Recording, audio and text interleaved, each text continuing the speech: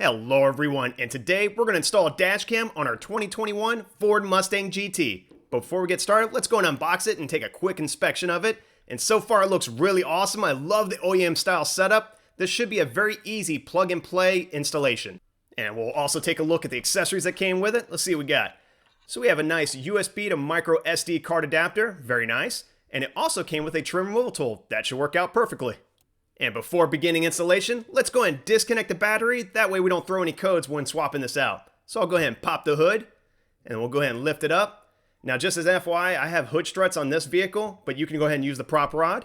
So go ahead and grab my trim removal tool, and I want to go ahead and pop my hood strut right out of its bracket, and we'll go ahead and set that aside. If you don't have this, you could skip this step. Next, we're going to remove these 3 fasteners, so we remove the battery cover. And all you have to do is unscrew it a little bit, and it should pop right out.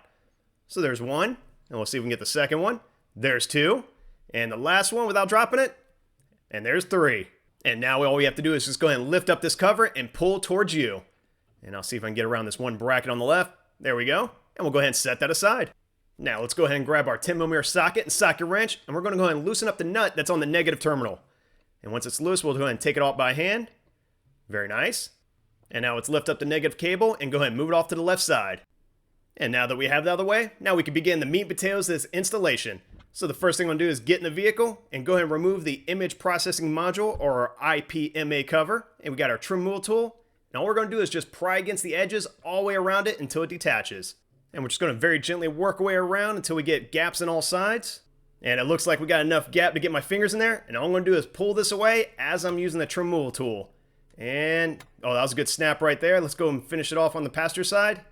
Beautiful. That detached very nicely. Now this is a 2-piece cover. There is another piece right behind the mirror, and all I'm going to do is just pull this away. This snaps right off, and if you like, you can remove this piece first. I did it second just because the amount of space I had to work with my fingers. And look at that. That came off very easily, and now we can move the cover aside. So now we have our old and new covers right next to each other, and we're going to have to take some pieces off. We have these rubber bumpers right here, and those are going to be the first things I pull off. And you can just do it right with your fingers, and as you can see, it's just a little rubber piece, nothing to it. And we'll go ahead and stick it right on these studs on the new cover. Alright, so there's one. And let's go ahead and do the second one. And very nice. And I'll just bring it in just so you can see what I see. Nothing to it. All you gotta do is just put them right on those studs. Alright, so now here comes the fun part. Go ahead and grab 2 flathead screwdrivers. We're going to push on one side of this clip, get a screwdriver under it, like so. As you can see, we got a little gap there. And we're going to do the same thing on the other side of this clip until it detaches. And there we go. And I'm going to show you why we had to do it this method. If you look at it, you can see how this latches right into the existing plastic cover. And all we got to do is push right on the new cover, and that latched right in very easily. So we'll go ahead and do the remaining 3, same process. And I'm going to change my angle just a little bit, and oh, well, that one went flying. But went ahead and retrieved it, so we'll go ahead and place that one on the new cover as well. Let's get number 3. And okay, that one was textbook. That one was really easy. And for number 4, oh, okay, that one went flying as well, so 2 went flying. But we're able to retrieve everything, and everything turned out very nicely. So let's go ahead and push off that secondary cover. And I'll do a quick inspection, make sure no clips are broken. Looks pretty good. So now let's go ahead and work our way back to the vehicle.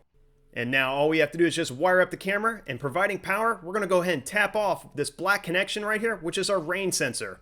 So all we're going to do is just pry it up using 2 fingers. It's kind of a tight spot, so bear with me. And it does require a little extra force. Yep, so there we go. We got it detached. And, yep, we didn't break anything, so that's a good sign. And now we'll go ahead and grab our camera cable. And looking at it, it only fits in one way, so all you got to do is just plug and play it. And, yep, that felt like that snapped in. And I'm going to go ahead and support the camera with one hand and go ahead and install this connector with the other hand, or at least try to. Alright, so I got it in place. Let me go ahead and use my other finger and slide it down. Perfect. So that slid in very easily. And then we'll go ahead and start reinstalling this cover. I'll try to get the cables out of the way. There we go. And try to go ahead and align this right up without scratching anything. Try to keep this as pretty as possible. And there we go. And all I have to do is just give it a few pushes and it should snap right in. Very nice. And we'll go ahead and work our way around just to make sure we covered all our bases, make sure everything's snapped in. Oh, there we go. So I got that last piece right there. Do a quick check. Oh man, that feels really good. Now let's go ahead and install our secondary piece of the cover. And this is probably one of the easiest ones, so slide it right down. Try to get it in place and then just push it right in. There it goes. That looks pretty good. And let me go ahead and put the mirror back. So now that it looks like our installation's complete, let's go ahead and reconnect our battery. So I'll go and put the negative terminal right back on its connector. And go ahead and put the nut back on. Get at least finger tight. And there we go. Then grab our 10mm socket and socket wrench and snug it up. And yep, that feels pretty good. Now let's go ahead and bring in our cover. And I want to very gently try to line everything up. I want to make sure all those tabs fit in their slots. So I got the back ones done. Then I'm going to bring it down. There we go. Everything lined up very nicely. And then we'll go ahead and install our 3 fasteners. And again, you just push them in and then just screw them down. So there's number 2 and number 3. And then if you have a hood strut, which we do, we'll go ahead and push that right back in. Very nice. Everything looks good. And we'll go ahead and close up our hood. And for our very last step, let's not forget to remove the protective film that's on the lens. And this is very easy to come off. So let me get in the vehicle, try to get my camera in place. I'm just going to get my finger in there, just attach it, and lift it right off. And that was pretty easy.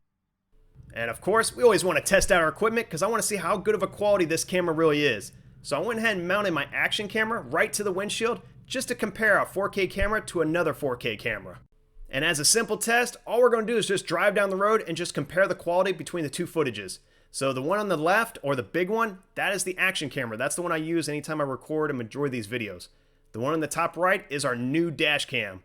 And already right off the bat, I'm starting to see a pretty big difference regarding color. So now let's go ahead and take a look at our dash cam footage. And looking at this, it looks really nice. I'm starting to see really good quality. You can even see the twister orange is popping a little bit better. So this is already a good sign, and it looks like everything's coming out very nicely. I'm able to see the signs. I'm even able to read that license plate. So far, this is looking pretty good.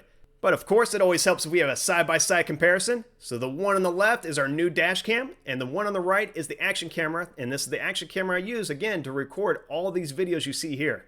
So looking at this, it doesn't look too shabby at all. I'm definitely seeing a difference on the left when it comes to different colors and as far as how bright it is. So that's really nice. Now, as an extra added bonus, supposedly this camera also has better night vision than an action camera. So let's go ahead and try out that experiment. So looking at this, you can see where our action camera, it's the one that's the big picture. That's the one that we're running right now. That's the one that's against the windshield. And looking at it, it's not bad, but it's definitely not lit up. It's definitely not working its best at night. And the one on the small picture is definitely our dash cam. So let's go ahead and swap them.